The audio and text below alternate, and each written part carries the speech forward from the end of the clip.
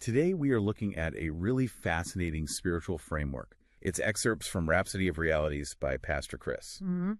It's called Discern and Eschew the Wrong Thoughts. And our mission today is to explore this text and look at its framework regarding where our thoughts actually come from and, how ancient concepts of witchcraft translate to our own internal struggles. So, okay, let's unpack this. What if the random thoughts popping into your head aren't actually yours? Yeah, I mean, it is a remarkably unsettling premise to start with. We usually just assume that, if a thought happens inside our own skull, we must be the absolute author of it. Right. But if we don't own our internal monologue, then who does?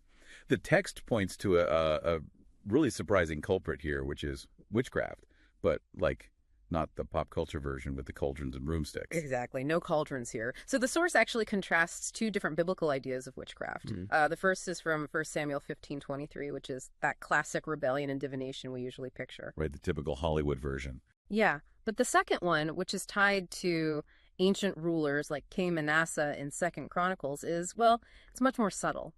Manasseh ruled Judah for 55 years, and he engaged in incredibly dark occult practices. Like causing his children to pass through fire, right? That sort of extreme stuff. Yes, exactly.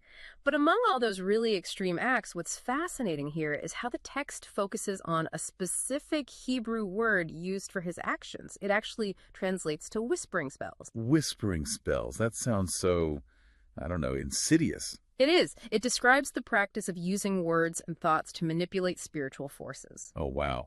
When you say whispering spells, my mind immediately goes straight to modern technology. It sounds exactly like an ancient version of targeted algorithms, like these subtle, invisible forces just trying to slip a specific suggestion into your subconscious without you even realizing you're being influenced. Well, the text basically argues that these spiritual manipulations reach us today in a very similar way. Yeah. They arrive as these internal prompts that seem, at first, entirely harmless. Harmless, but they have a very specific intent, right? There is this striking line in the devotional, which is, words are thoughts clothed in vocabulary. Wow. Okay.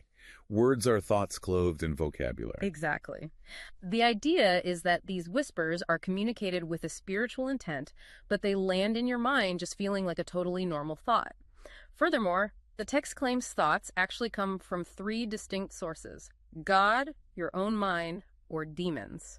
Wait, okay. So what does this all mean? If thoughts come from 3 completely different places, how on earth are you supposed to tell the difference between your own internal monologue and a spiritual whisper? Yeah, that is the big dilemma. If a demon isn't appearing as a scary monster, but just dropping a clothed thought into your head, it hopes you just assume it's your own voice. But practically speaking, how is anyone supposed to function like that? Say, I'm stressed about a deadline. Is that my own anxiety, or is that a demonic whisper? Right, and if we have to stop and interrogate every single passing thought to figure out which of those 3 buckets it belongs in, we would be completely paralyzed. Yeah, I'd never get anything done. You really wouldn't. Which is why the text explicitly provides a protocol for this. It emphasizes building a highly tuned spiritual filter rather than analyzing every thought from scratch. The instruction is to test every spirit, referencing 1 John chapter 4. Okay, but how do you actually test them? By inundating your mind with the Word of God. It references 1 Timothy and Colossians. You don't investigate every single thought, you just set a baseline. I see. But how does reading a text physically or spiritually protect against these whispering spells? Well, think about how bank tellers learn to spot counterfeit bills. Oh, I love this analogy. They don't actually spend their time studying the fakes. Right. Exactly. They handle so much real currency every single day that the moment a fake bill touches their hands, it just feels wrong instantly. That makes perfect sense. So the text is basically arguing that by saturating your mind with genuine spiritual truth, a demonic whisper will immediately feel foreign and out of place. Yes. You train the algorithm of your own mind so well that when a piece of bad data tries to slip through, the system flags it immediately as foreign. So your baseline filter just naturally rejects the anomalies without you having to overthink it. Precisely. The ultimate goal here is to move from just passively accepting every mental impulse to becoming an active, vigilant gatekeeper of your own mind. Which is huge. Yeah. Because whether you view this through a theological lens or just a purely psychological one, it's a powerful reminder. You are the gatekeeper. We don't have to accept every thought crossing our mental dashboard as truth. Absolutely. We have agency over what we entertain in our minds. We really do. And the text argues so clearly that words are thoughts clothed in vocabulary. So as we wrap up today, consider this.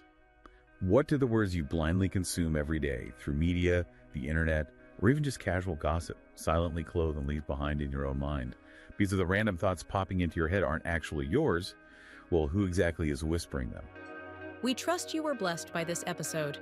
To gain unlimited access to Rhapsody of Realities by Pastor Chris, please download the Rhapsody app using the link myapp.rhapsodyofrealities.org.